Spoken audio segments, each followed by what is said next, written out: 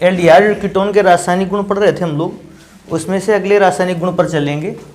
लिखा है ऑक्सीकरण। तो ऑक्सीकरण में एक बात बिल्कुल समझ लेने लायक है, क्या लिखा हुआ है? दुर्बल ऑक्सीकारक। और बात आती है दुर्बल ऑक्सीकारक कौन है, तो हमारे पास नॉर्मली जो ज़्यादातर प्रयोग में आने वाले ऑक्सीकारक हैं जो दुर्बल हैं, उनमें से पहला है टॉलिन अभिकर्मक और दूसरा है फेलिंग विलयन। ये दोनों दुर्बल ऑक्सीकारक हैं। कहता है अगर आप कोई भी दुर्बल ऑक्सीकारक पदार्थ ले आते हो, जैसे टॉलिन अभिकर्मक या फेलिंग विलयन, आप उसके द्वारा एल्डिहाइडों का ऑक्सीकरण शीघ्रता से करा सकते हैं। अब बात आती है, देखो कैसे करा सकते हैं। अभिक्रियाओं को थोड़ा सा तैयार भी रखना। सबसे पहले फॉर्मेल्डिहाइड को ले लेते हैं। फॉर्मेल्डिहाइड का फॉर्मूला HCHO, और इस पर सबसे पहले अभिक्रिया करवाते हैं टॉलिन अभिकर्मक की। बेटा टॉलिन अभिकर्मक का फॉर्मूला होता है Ag2O, सिल्वर का ऑक्साइड। और बेटा जैसे अभिक्रिया करता है, अच्छा टॉलिन अभिकर्मक ऑक्सीकारक है। ऑक्सीकारक का अर्थ है ये अपना ऑक्सीजन निकाल के दूसरे को दे देता है। तो अगर ये अपना ऑक्सीजन निकाल के इसको दे देगा, थोड़ा सा ध्यान देने वाली बात है, H बेटा C, और अगर ये O इसको मिल जाएगा तो HCOOH। कौन सा एसिड बनेगा? Formic acid. टॉलिन अभिकर्मक फॉर्मेल्डिहाइड का ऑक्सीकरण करवा देता है और फॉर्मेल्डिहाइड को बदल देता है फॉर्मिक एसिड में, और खुद 2Ag की फॉर्म में अलग हो जाता है। जानते इस 2Ag को क्या कहते हैं? इसको बोलते हैं रजत दर्पण। बर्तन की तली पर, या अगर आप इसे कांच के बीकर पे कराओगे या कांच की टेस्ट ट्यूब पर रिएक्शन कराओगे, तो आप देखोगे क्या कि अभिक्रिया के बाद टेस्ट ट्यूब की नली पर नीचे पेंदी पर, अब आप इस बात को देखोगे, जैसे ये टेस्ट ट्यूब है, तो इस टेस्ट ट्यूब के नीचे की ओर सिरे पर आप देखोगे यहाँ पर चांदी जैसा कोई श्वेत पदार्थ जम गया है, और चांदी जैसा कोई सफ़ेद पदार्थ जो जम के तैयार हो गया है नीचे, जानते हो वो कौन सा पदार्थ है? Ag, सिल्वर ही है। सिल्वर का ऑक्साइड अर्थात टॉलिन अभिकर्मक से अगर आप अभिक्रिया फॉर्मेल्डिहाइड को करवाते हो तो आपको रजत दर्पण प्राप्त होता है। अगर कभी आपसे ये भी पूछता है एल्डिहाइडों और कीटोनों में क्या अंतर है, तो आप इस अभिक्रिया को लिख करके आते हो कि एल्डिहाइड जब भी टॉलिन अभिकर्मक में डाले जाते हैं या टॉलिन अभिकर्मक को जब एल्डिहाइड में मिलाते हैं तो रजत दर्पण प्राप्त होता है। रजत दर्पण देखने को कैसे मिलेगा? ये जो चांदी प्राप्त हुआ है, चांदी इस परख नली की निचली सतह पर क्या हो जाएगी? बैठ जाएगी, और आप देखोगे नीचे से चांदी आपको दिखाई देगी। तो इस प्रकार से आप समझ जाओगे ये बनकर तैयार हुआ है रजत दर्पण। एक और अभिक्रिया होती है, कहता कि केवल टॉलिन अभिकर्मक ही थोड़ी था, मैं इसको लिख भी दूं ताकि आगे आने वाले समय पर आपको ये हमेशा याद रहे कि टॉलिन अभिकर्मक कौन था। इसका मतलब समझ जाओगे ना, टॉलिन अभिकर्मक लिख दें, नहीं तो ऐसे तो मैं अभिक्रिया को भी लिखता था, टॉलिन अभिकर्मक। अब बेटा इसी में से नेक्स्ट नीचे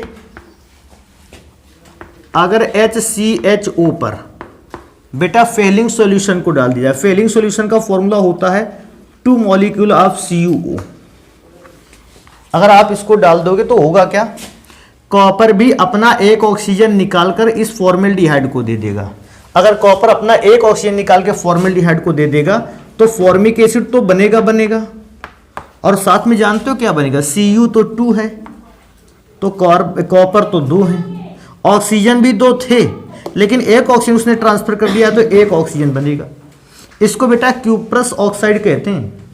और अगर अभिक्रिया के दौरान आप इस पदार्थ को देखने को पाओगे तो जिस प्रकार से परख नली की तली पर आप देख रहे थे रजत दर्पण को, इस बार आपको परख नली पर लाल रंग का अवक्षेप दिखाई देगा। अवक्षेप जानते हो ना, एक ऐसा पदार्थ जो पानी पर घुला नहीं है, तो लाल रंग का अवक्षेप आपको दिखाई पड़ेगा। तो आप इस बात को समझ जाओगे कि क्यूप्रिक ऑक्साइड या फेलिंग सॉल्यूशन ने फॉर्मेल्डिहाइड का क्या करवा दिया? ऑक्सीकरण। तो लाल अवक्षेप प्राप्त होता है। अवक्षेप थोड़ा सा और बेटा इसी की अभिक्रियाओं को लेते हैं, लेकिन क्या है कि अभिक्रियाओं में से नीचे और भी चीजें लिख लेंगे। अगली अभिक्रिया को मैं बेटा देखो यहां लिखे देता हूं। अब मैं थोड़ा सा एल्डिहाइड चेंज करूंगा, मैंने एल्डिहाइड बदल रखा है, इस बार मैं एल्डिहाइड लेने वाला हूँ एसीटैल्डिहाइड। और एसीटैल्डिहाइड पर बेटा जैसे ही आप टॉलिन अभिकर्मक की अभिक्रिया करवाओगे, टॉलिन अभिकर्मक का तो फॉर्मूला जान ही गए हो, Ag2। जानते हो ये क्या करता है, अपना ऑक्सीजन निकाल के किसको दे देगा, CH3CHO को। कुछ थोड़ा सा दिमाग यूज करो, क्या कहते हो क्या बनना चाहिए, O इसको दे देगा तो बन जाएगा CH3COOH। अच्छा बचेगा क्या यहाँ पर 2Ag, अर्थात चांदी का चूर्ण बचेगा। और इस चांदी के चूर्ण को आप क्या कहते हो, रजत दर्पण। तो ये अभिक्रिया बहुत अच्छे ढंग से याद रखना। क्या समझते हो, एक चीज और समझ लो, अगर आपके पास सिल्वर का ऑक्साइड सॉल्यूशन है, आप उससे शुद्ध चांदी को भी प्राप्त कर सकते हो। सिल्वर का ऑक्साइड सॉल्यूशन है तो उससे चांदी को निकाल सकते हो, बस उसकी अभिक्रिया किससे करवा दी जाए, किसी एल्डिहाइड से।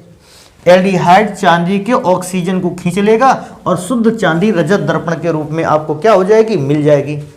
तो अगर सिल्वर के ऑक्साइड से चांदी को भी प्राप्त करने की विधि पूछे, आप इस विधि को लिख करके आओगे।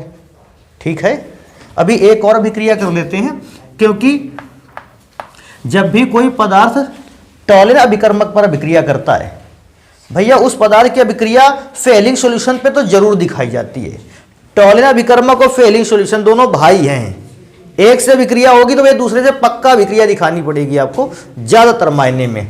तो एक और अभिक्रिया लिख लेते हैं एसीटैल्डिहाइड की, CH3CHO पर मैंने फेलिंग सॉल्यूशन 2CuO को ले लिया और अभिक्रिया किया तो एक ऑक्सीजन इसको दे दिया तो बन गया CH3COOH। और बेटा देखोगे तो आपके पास बचेगा Cu2O और ये किस रंग का अवक्षेप होगा, लाल अवक्षेप, लाल रंग का अवक्षेप प्राप्त होता है। हाँ मैं इसको यहां लिख देता हूं, देखो ये है फेहलिंग विलयन, ताकि नाम याद रहे, फेहलिंग विलयन। जानते हो आपने जो गुण लिख रहे हो, आप लिख रहे हो एल्डिहाइड और कीटोन के विषय में। आपने एल्डिहाइड की तो रासायनिक अभिक्रियाएं दिखाई, लेकिन कीटोन की एक भी रासायनिक अभिक्रिया नहीं दिखाई। जानते हो क्या हुआ, हमने सेम पदार्थों की अभिक्रियाएं, सेम पदार्थ का मतलब टॉलिन अभिकर्मक और फेलिंग विलयन को कीटोन पर भी डाल के देखा, लेकिन जानते हो हमने इस बात को पाया कि कीटोन जो है इन पदार्थों द्वारा ऑक्सीकृत नहीं होता। जैसे कि फॉर्मेल्डिहाइड टॉलिन अभिकर्मक द्वारा ऑक्सीकृत होकर फॉर्मिक एसिड बनाता था, लेकिन जब ने यही अभिक्रिया कीटोन पर करवाई तो कीटोन टॉलिन अभिकर्मक से अभिक्रिया करता ही नहीं, और जब अभिक्रिया नहीं करता तो कीटोन ऑक्सीकृत भी नहीं होते। तो एक ये वाली बात यहाँ बता देनी होगी। क्या बतानी होगी, देखो मैं इसको नोट करके यहाँ लिखता हूँ, आपको भी ये बात तैयार रखनी चाहिए। क्या बताओगे,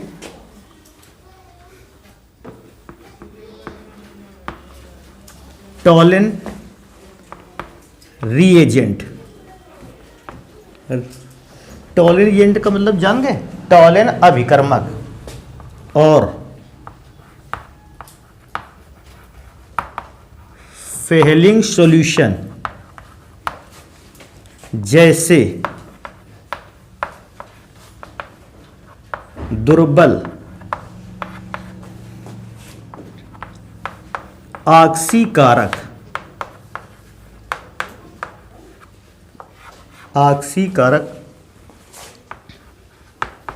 कीटोनों का ऑक्सीकरण नहीं करा पाते हैं,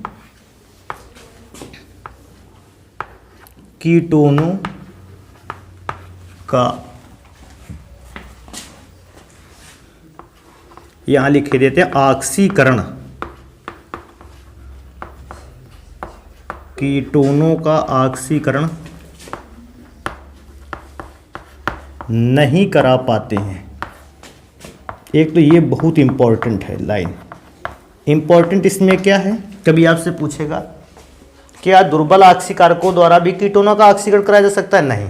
अच्छा दुर्बल ऑक्सीकारकों के द्वारा केवल किनका ऑक्सीकरण कराया जा सकता है, एल्डिहाइड्स का। कीटोन का आप दुर्बल ऑक्सीकरण के द्वारा, ऑक्सीकारकों के द्वारा आप इसका ऑक्सीकरण नहीं करवा सकते हो।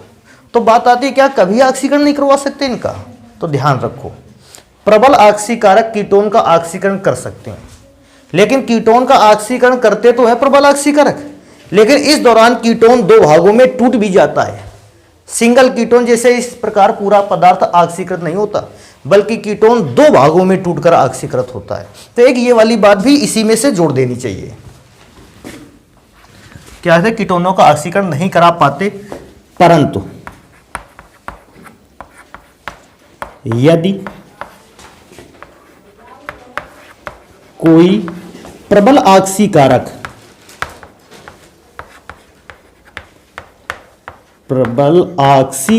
हो, प्रबल ऑक्सीकारक हो तो वह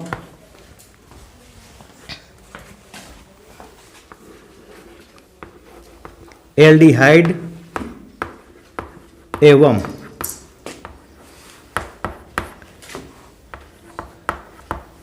कीटोनों दोनों का ऑक्सीकरण करा सकता है। एल्डिहाइड को तो पहले भी हो रहा था, प्रॉब्लम तो कीटोन पर थी, तो उसने लिखा कि भैया प्रबल ऑक्सीकरण ले आ दोगे तो एल्डिहाइड का तो ऑक्सीकरण हो ही जाएगा, कीटोनों का भी ऑक्सीकरण कराया जा सकता है। का ऑक्सीकरण होता है।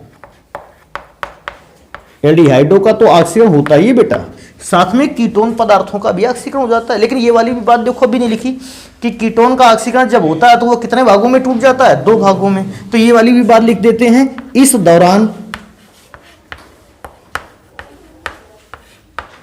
दौरान कीटोन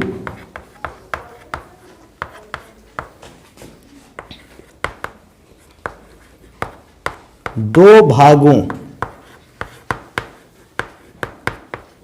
में टूट जाता है।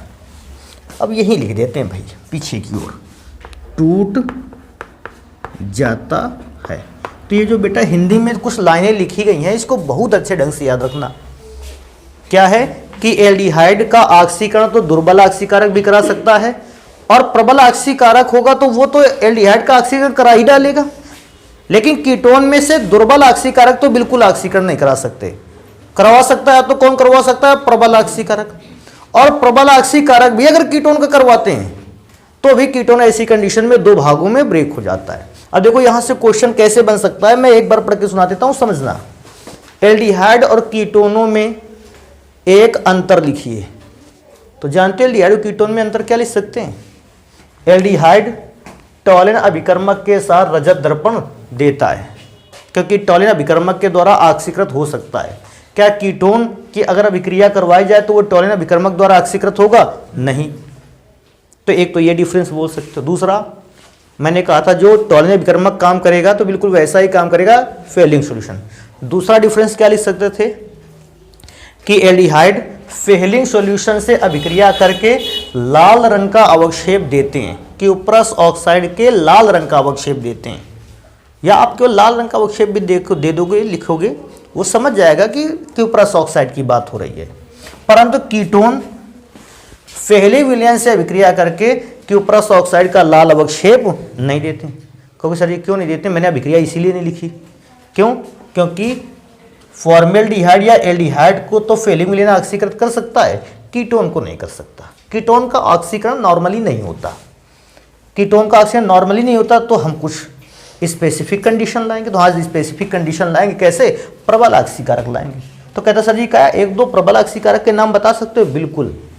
सुनो देखो, एक तो सबसे पहले प्रबल ऑक्सीकारक के नाम सुन लो कि अगर आपको कीटोनों का ऑक्सीकरण करवाना हुआ तो आप प्रबल ऑक्सीकारक कौन कौन से पदार्थों को यूज करोगे। ऑक्सीकारक, हालांकि अभिक्रिया में मैं तो एक ही पदार्थ को यूज करूंगा, लेकिन आप किन किन पदार्थों का यूज कर सकते हो। आप यूज करते हो K2Cr2O7 का अम्लीय विलयन। इस जगह कभी कभी H2SO4 भी मैंने लिखा है, आप पूरा H2SO4 लिख दें, आप या H+ आयन लिख दें। आप एक और पदार्थ यूज कर सकते हो KMnO4 का अम्लीय विलयन। जानते हो आप इसकी जगह पे किसको यूज कर सकते हो, HNO3 को। आप इन पदार्थों को प्रबल ऑक्सीकारक की जगह पर यूज कर सकते हो। तो अब मैं ये दिखाऊंगा करके कि प्रबल ऑक्सीकारक के उपस्थिति में कीटोन किस प्रकार से ऑक्सीकृत होते हैं। पहले तो मुझे यह लिखना चाहिए कि प्रबल ऑक्सीकारक की प्रेजेंस में एल्डिहाइड किस प्रकार से ऑक्सीकृत होते हैं, और फिर बाद में मुझे लिखना चाहिए कीटोन किस प्रकार से ऑक्सीकृत होते हैं। तो एल्डिहाइड और कीटोन दोनों को बताएंगे एक एक करके। ध्यान देना बेटा, और ये वाला ध्यान नहीं दिया समझ लो बिगड़ गया काम। पहले हम प्रबल ऑक्सीकारक की सहायता से फॉर्मेल्डिहाइड पर अभिक्रिया दिखाएंगे, ये तो पक्का ऑक्सीकृत हो जाएगा।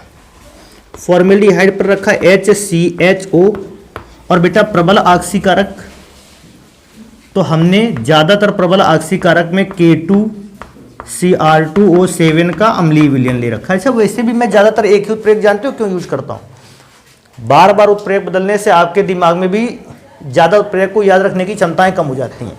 ऐसे आपको पता है कि अरे यही तो हर बार यूज कर रहे थे, तो आपके दिमाग में हमेशा के लिए बन जाता है। और बेटा अम्लीय विलयन लूंगा तो ये तैयार करेगा नवजात ऑक्सीजन। नवजात ऑक्सीजन इससे अभिक्रिया करेगा तो इसको ऑक्सीजन दे देगा। तो देखो ऑक्सीजन देने पर या जब फॉर्मेल्डिहाइड ऑक्सीजन लेता है तो ये खुद को चेंज कर लेता है HCOOH पर। अभी जानते हो नवजात ऑक्सीजन इस पर फिर प्रभाव डाल सकती है, क्योंकि विलयन में तो K2Cr2O7 का अम्लीय विलयन पड़ा ही था, फिर से नवजात ऑक्सीजन बनी, इसने फिर से इसको अभिक्रिया कर लिया। और इस बार जब अभिक्रिया की तो देखो पदार्थ कैसे टूटा, CO2 टूटकर अलग हो गया और H2 के साथ कौन जुड़ गया, O। तो दो पदार्थ बने CO2 प्लस H2। ये अभिक्रिया ध्यान रखना। क्या होता है जब फॉर्मेल्डिहाइड को प्रबल ऑक्सीकारक के द्वारा ऑक्सीकृत कराते हैं, फर्स्ट स्टेप में फॉर्मेल्डिहाइड फॉर्मिक एसिड में चेंज होता है, और सेकेंड स्टेप में वही फॉर्मिक एसिड कार्बन डाइऑक्साइड और जल में ब्रेक हो जाता है। आगे नेक्स्ट पे और चलेंगे। कहता सर जी एल्डिहाइड को तो आपने बता दिया, अब कीटोन का बता दीजिए। बिल्कुल सुनो, देखो कीटोन का एक कीटोन लेते हैं CH3COCH3, इसका ऑक्सीकरण करवाएंगे। तीर का निशान थोड़ा सा बड़ा, K2Cr2O7 का अम्लीय विलयन। और बेटा देखो तीर का निशान जानते हो बड़ा क्यों रखा गया है, क्योंकि यहां पर मैं रखूंगा नवजात ऑक्सीजन।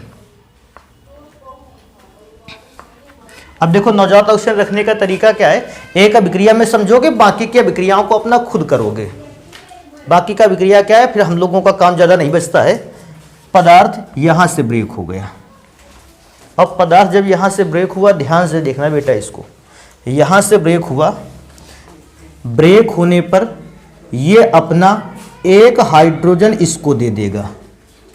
सोचो अगर ये एक हाइड्रोजन इसको दे देगा तो यहाँ पर बन जाएगा CH3CHO।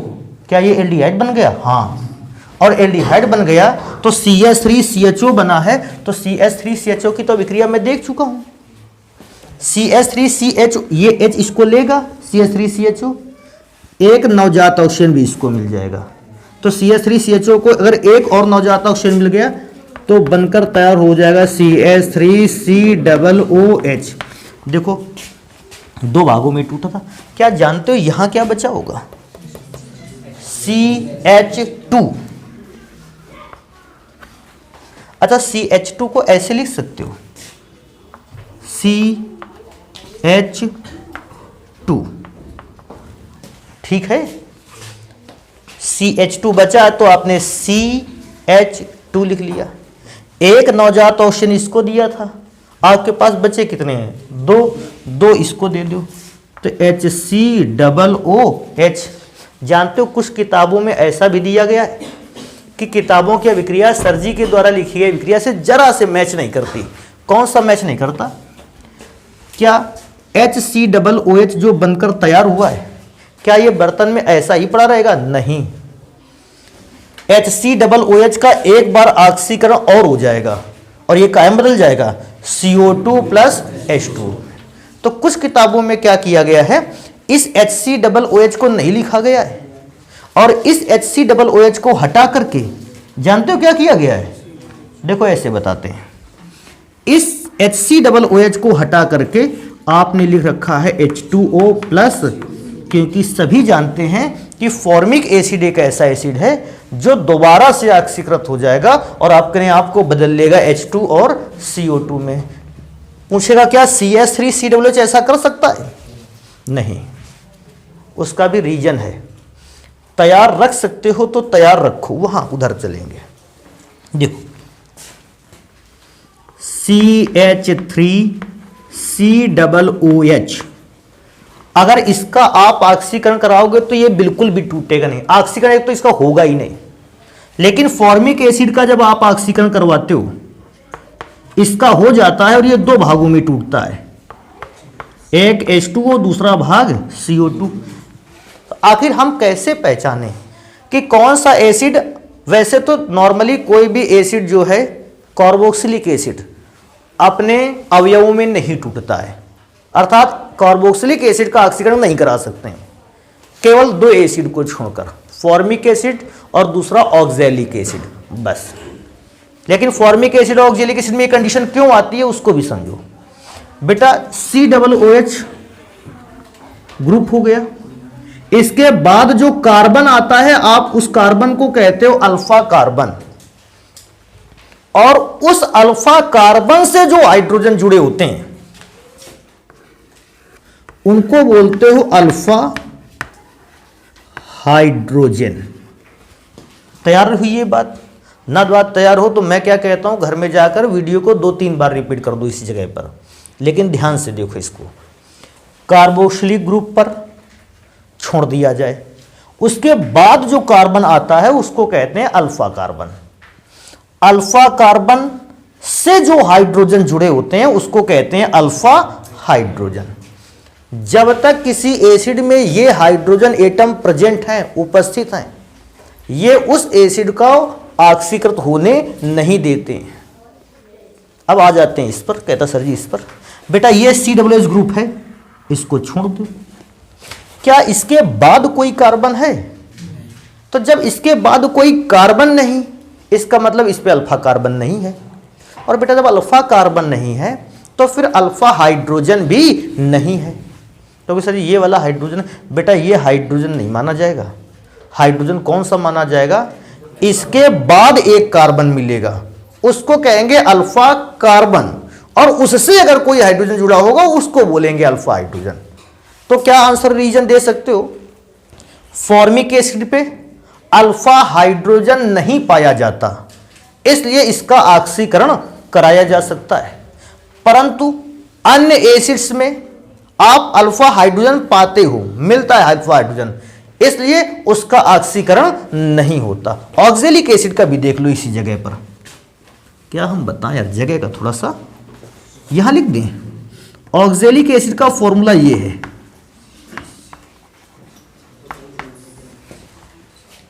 अच्छा इसके बाद COOH वाले कार्बन को छोड़ देना है, इसके बाद जो कार्बन होगा उसको अल्फा कार्बन कहेंगे। कहोगे, कोई कहेगा नहीं सर जी ये वाला है, देखो बेटा ये भी तो COOH ग्रुप है। मैंने कहा है COOH वाले ग्रुप को क्या कर देना है? छोड़ देना है, इसके बाद जो मिले।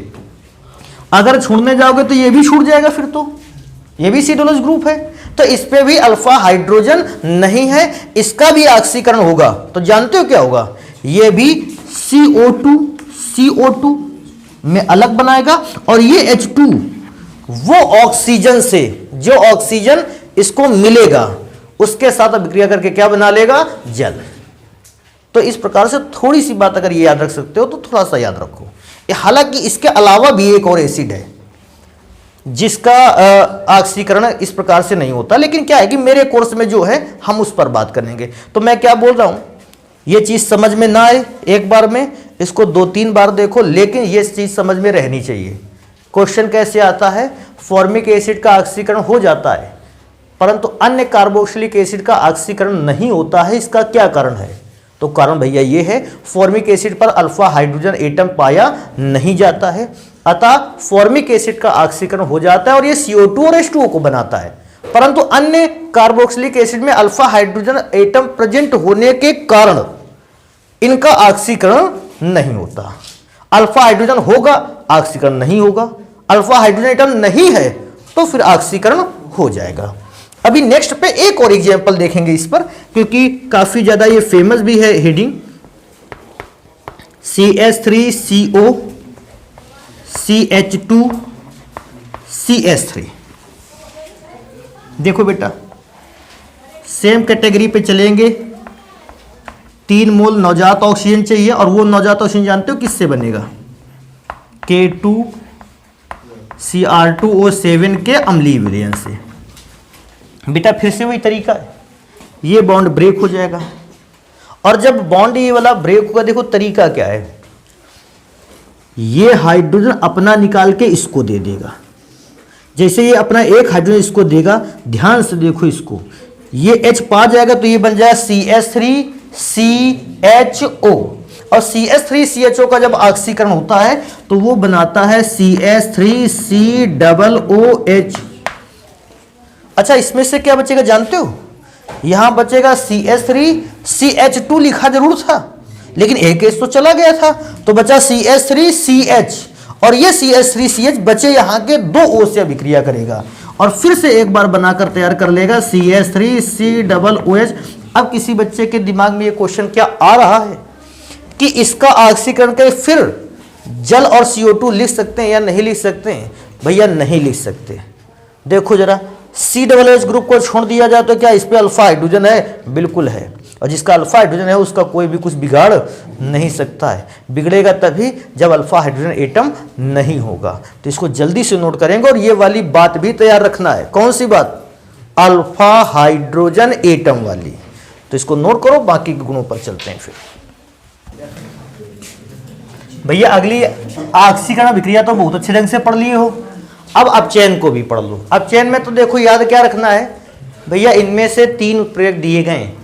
पहला उत्प्रेरक, रुक जाओ ब्रैकेट में कर लेते हैं, पहला उत्प्रेरक, दूसरा उत्प्रेरक, और बेटा ये जो बचा हुआ है ये कौन सा उत्प्रेरक है? तीसरा। आप अपचयन के लिए इनमें से 3 में से कोई भी उत्प्रेरक यूज में ला सकते हो, ये आपकी मर्जी है। तो आप इन तीनों में से जैसे उत्प्रेरक यूज में लाओगे, देखो मैं यहां से अभिक्रिया करके दिखाता हूं। सबसे पहले फॉर्मेल्डिहाइड पर, बेटा इनमें से कौन सा उत्प्रेरक यूज करना चाहेंगे आप? Li वाला। चलो चाहे जो कुछ लिख लो। देखो उत्प्रेरक क्या है, अभिक्रिया लिखते समय नहीं सोचना है। क्या है कि उत्प्रेरक कोई खरीद के तुमको तो लाना नहीं है कि सर जी खरीदेंगे LiLH4, पता नहीं ये अपने क्षेत्र में मिले कि ना मिले, तो ये सोचना नहीं है भैया, कोई भी उत्प्रेरक रखाओ बिल्कुल। चलो LiAlH4 ही लिख लेते हैं। लिथियम एल्यूमिनियम हाइड्राइड, ये 2 मोल हाइड्रोजन को प्रोवाइड करेगा। अगर 2 मोल हाइड्रोजन को प्रोवाइड करेगा, देखो बिल्कुल आसान सा है तरीका, लिखे देखो कैसे। बेटा ये डबल बॉन्ड को तोड़ देगा, 2 H हैं तो एक H C को मिलेगा, एक H मिलेगा O को। जानते हो क्या बन रहा है? देखो पहले कार्बन पर देखो कितने H हैं, 3 CH3, और फिर एक O किसके साथ है? H। क्या इसका नाम जानते हो?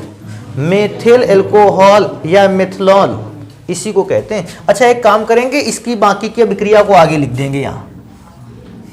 जैसे दूसरा अगर अभिक्रिया इसी में से देखें हम लोग, तो हमारे पास एक एल्डिहाइड और है CH3CHO।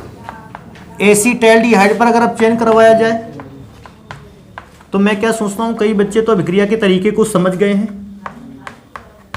अब उनको अच्छी तरीके से मालूम है उन्हें क्या करना है। बेटा फिर डबल बॉन्ड तोड़ो, एक H लेफ्ट पे रखो, एक H राइट पे। जैसे रखोगे जरा ध्यान से देखना, पहले CH3 लिखा है, फिर इस C के साथ कितने H जुड़ गए? 2, तो CH2 लिख दो, फिर OH। क्या जानते हो इसका नाम क्या है? एथाइल एल्कोहल या एथिल एल्कोहल। मैं यहां देखो लिखे देता हूं, एथिल एल्कोहल। कहता अभिक्रिया अभी और भी लिख पाओगे? अरे बिल्कुल लिख देंगे, एक अभिक्रिया यहीं लिखते हैं। देखो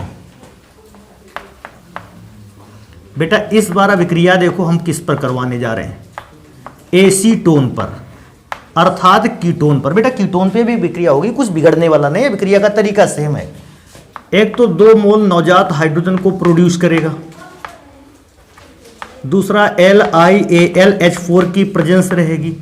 बेटा अभिक्रिया कराओगे तो इस डबल बॉन्ड को ब्रेक करोगे, एक HC को मिलेगा, एक HO को मिलेगा। देखो बनता क्या है, CH3 सिंगल बॉन्ड। बेटा इस C पर H लगा हुआ है, फिर सिंगल बॉन्ड के साथ CH3 है, फिर सिंगल बॉन्ड के साथ CH3 है, लेकिन ध्यान दो CH और C में O जुड़ा था H, तो C में ही जुड़ा था OH। जानते हो इसका नाम क्या है? आइसो। कार्बन 3 है इसलिए प्रोपाइल, और OH लगा होने के कारण एल्कोहल, आइसोप्रोपाइल एल्कोहल का निर्माण होता है। अच्छा, ये अभिक्रिया अपचयन पे मैं ज़्यादा जोर इसलिए नहीं दे रहा है, अपचयन की अभिक्रियाएं सरल हैं, इससे ज़्यादा मैं फालतू में पढ़ाना भी नहीं चाहता अपचयन के विषय में। लेकिन हाँ, एक अभिक्रिया मैं बहुत अच्छे ढंग से पढ़ाना चाहता हूँ। इस अभिक्रिया का नाम है कैनिजारो अभिक्रिया। कैनिजारो अभिक्रिया। अच्छा, कैनिजारो का मतलब जानते हो?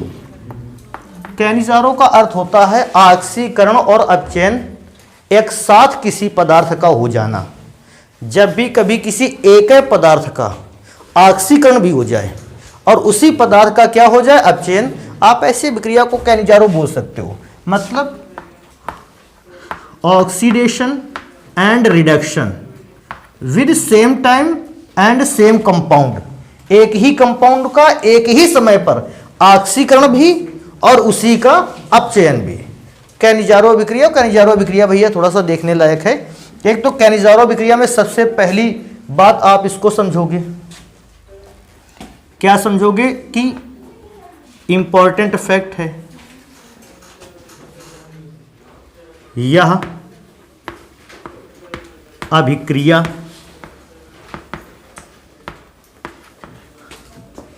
केवल उन पदार्थों पर होती है, उन पदार्थों पर होती है, संपन्न होती है, संपन्न होती है जिनमें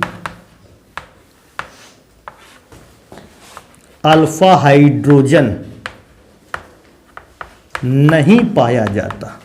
एक तो ये बात बहुत अच्छे ढंग से समझ लो, केवल उन्हीं पदार्थों पर आप इस अभिक्रिया को करवा पाओगे जिनमें अल्फा हाइड्रोजन नहीं पाया जाता है।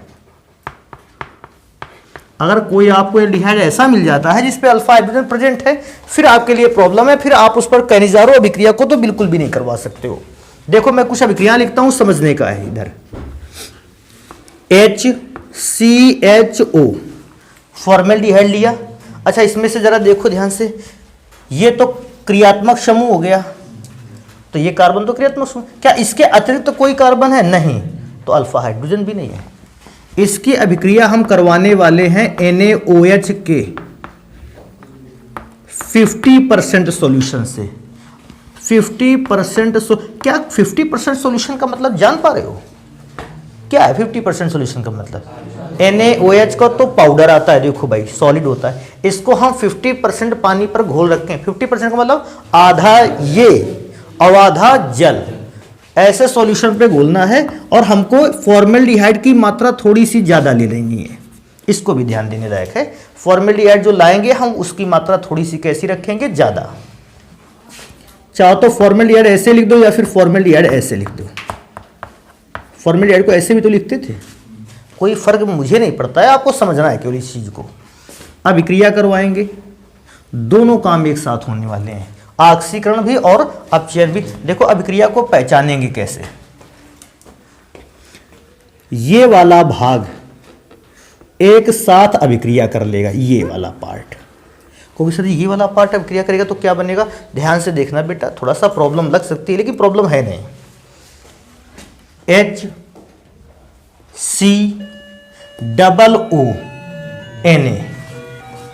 तो पहला पदार्थ बनकर तैयार होगा HCOONA।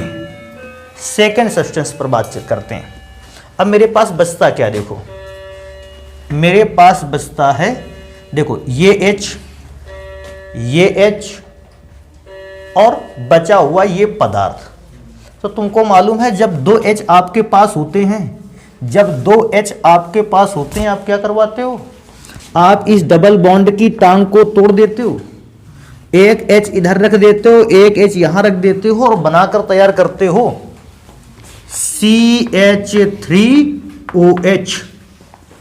अब देखो ध्यान से, अगर कभी कोई पूछेगा सर जी आपने इतना सब कुछ बताया, ऑक्सीडेशन रिडक्शन दोनों हुआ, कैसे पहचाने, तो बेटा इनमें से फॉर्मेल्डिहाइड के एक अणु का जो हुआ वो ऑक्सीकरण हुआ और दूसरे अणु का क्या हुआ, अपचयन।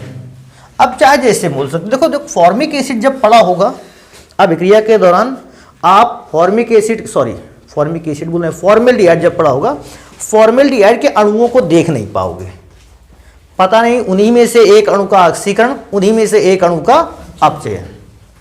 तो एक अणु का हुआ ऑक्सीकरण, एक अणु का हुआ अपचयन। जिस अणु का ऑक्सीकरण होगा वो बनाएगा फॉर्मेट साल्ट, फॉर्मेट लवण, और जिसका नहीं होगा, अपचयन होगा, वो बनाएगा एल्कोहल। तो जो साल्ट बनाएगा, लवण बनाएगा, उस अणु का क्या हुआ था, ऑक्सीकरण, और जिसपे एल्कोहल बनाया, जिस अणु ने एल्कोहल का निर्माण किया हुआ है उसने बनाया, मैं यहां लिख दूं एल्कोहल, जिस अणु ने एल्कोहल का निर्माण किया उसका हुआ है अपचयन। तो इस बात को थोड़ा सा ध्यान देने लायक है। लेकिन अभिक्रिया यहीं खत्म नहीं होगी भैया, अभिक्रिया तो इसके बाद भी अभी चलेगी। देखो कैसे इसके बाद चलेगी बेटा, हमारे पास एक और पदार्थ है, देखो CHO, इस पर भी आप अभिक्रिया करवाओगे NaOH की, जो कि 50% सॉल्यूशन पर है। और इसमें से एक और काम कर लेते हैं, प्लस एक और बेंजल्डिहाइड ले लेते हैं। तो बेंजल्डिहाइड ज्यादा मात्रा में है, 50% NaOH है। अभिक्रिया अगर आप पहली करवा चुके हैं, दूसरे अभिक्रिया में मुझे नहीं लगता कोई प्रॉब्लम है। देखो कैसे लिखे, देखो इसको सबसे पहले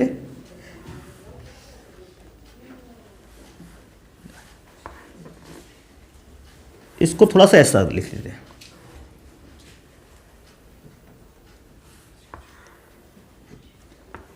ये पूरा पदार्थ जो है वो एक साथ आ जाएगा, लेकिन किसको छोड़कर, इस H को छोड़कर।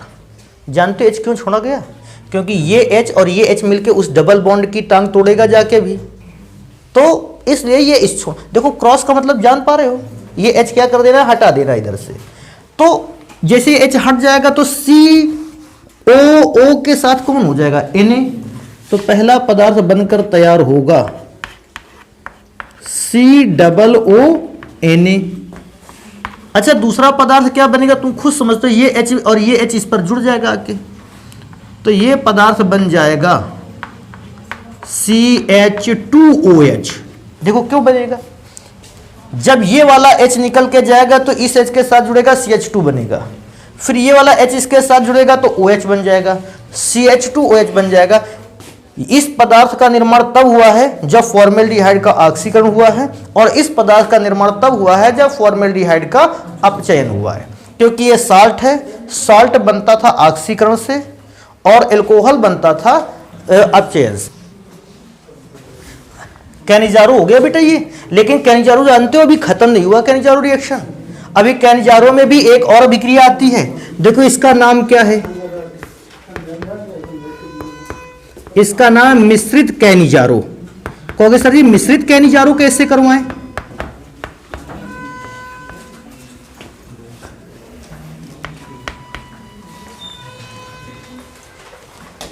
बंद कर दें फिर इसको। तो मिश्रित कैनिजारो का मतलब क्या है भैया, अभी क्या कर रहे थे, अभी आप कैनिजारो अभिक्रिया सेम टाइप के कंपाउंड पर करवा रहे थे। अब इस बार हमको अलग अलग प्रकार के कंपाउंड को क्या कर देना है, मिला देना है। तो मिला दोगे तो मुझे क्या लगता है, एक फॉर्मेल्डिहाइड ले लेते हैं, एक ऊपर वाले का लेते हैं, एक नीचे वाले का, मिश्रित हो जाएगा भैया। सेम टाइप के कंपाउंड से करा रहे थे तो सामान्य कैनिजारो, मिश्रित कैनिजारो कर देगा, मिला दो अभिक्रिया में और कुछ भी नहीं है। तो मिलाने में HCHO को ले लिया गया और दूसरा पदार्थ इस बेंजल्डिहाइड को, और बेंजल्डिहाइड को देखो मैंने लिख के ऐसे रखा है C6H5CHO।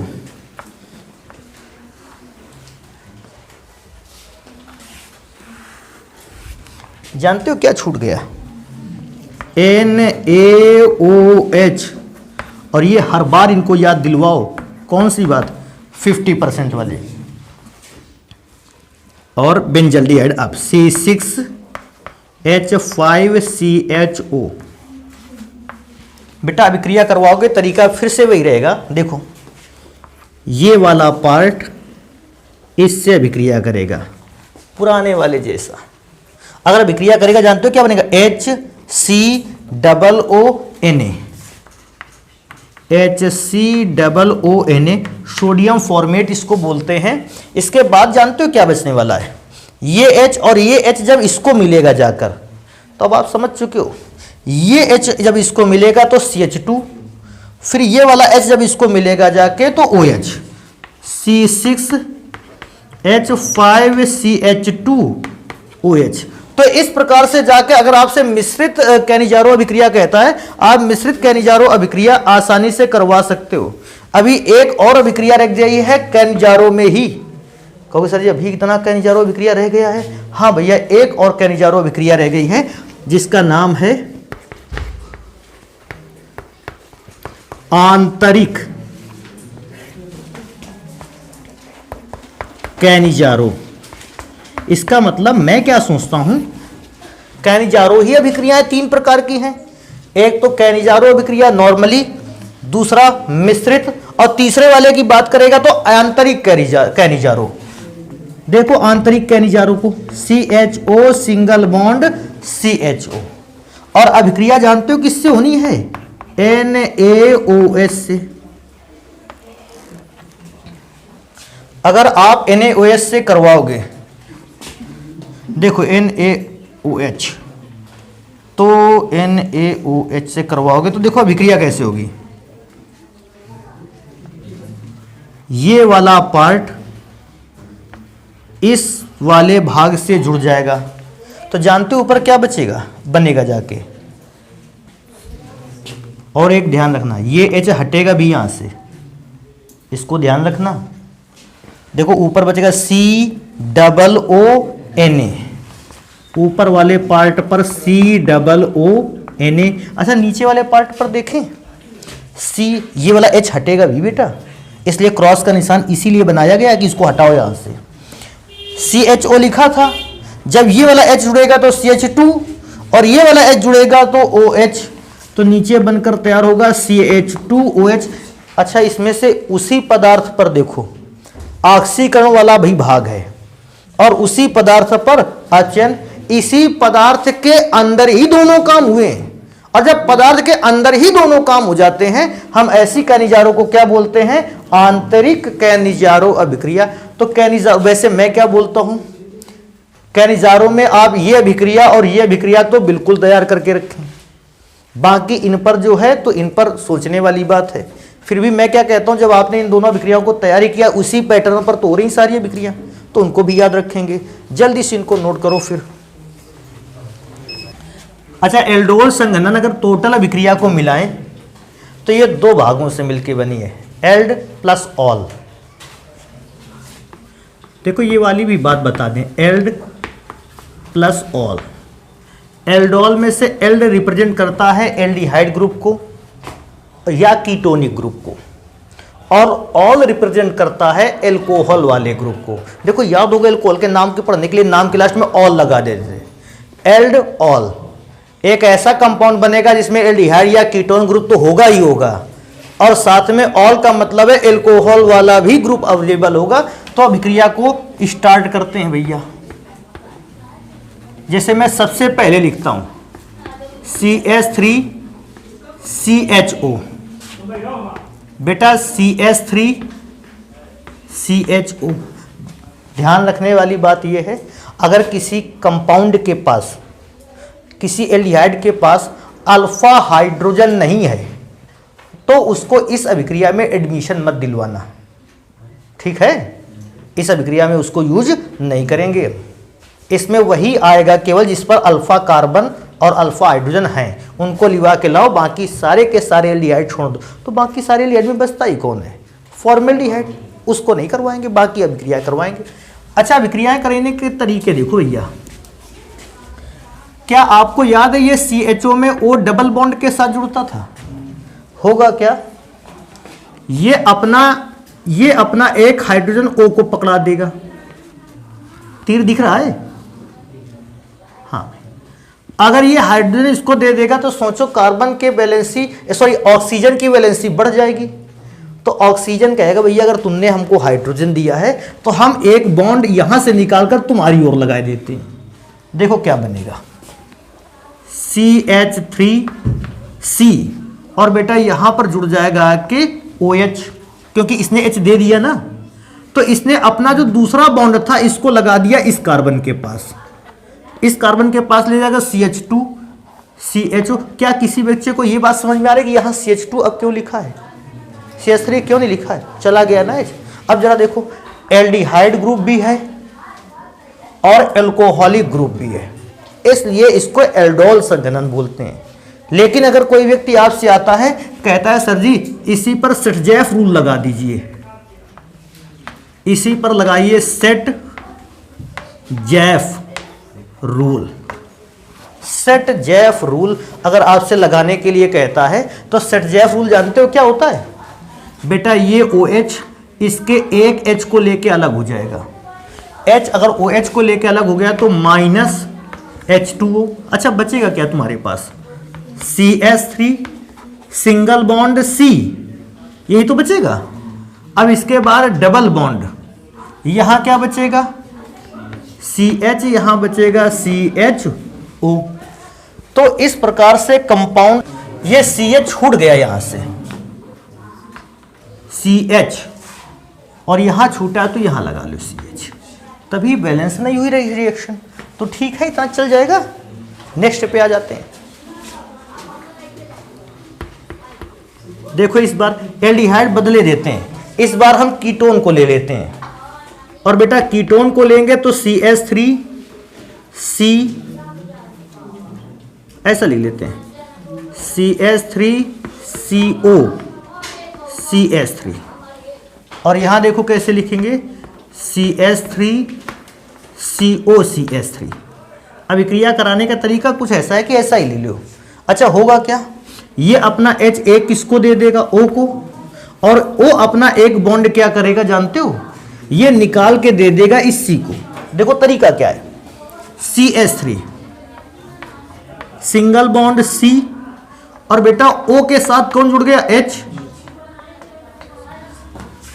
अच्छा ये सामने की ओर जो बॉन्ड बनेगा ये इस C के साथ जुड़ेगा, CH2, और CH2 के बाद फिर से CO CH3।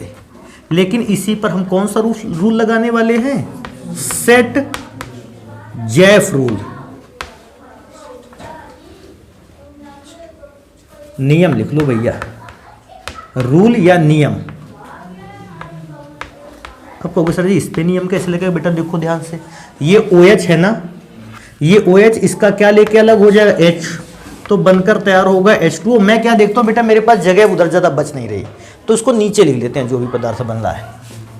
CH3 single bond C single bond CH3, आगे देखो बचेगा CHCO CH3। बेटा यहां डबल बॉन्ड हो जाएगा।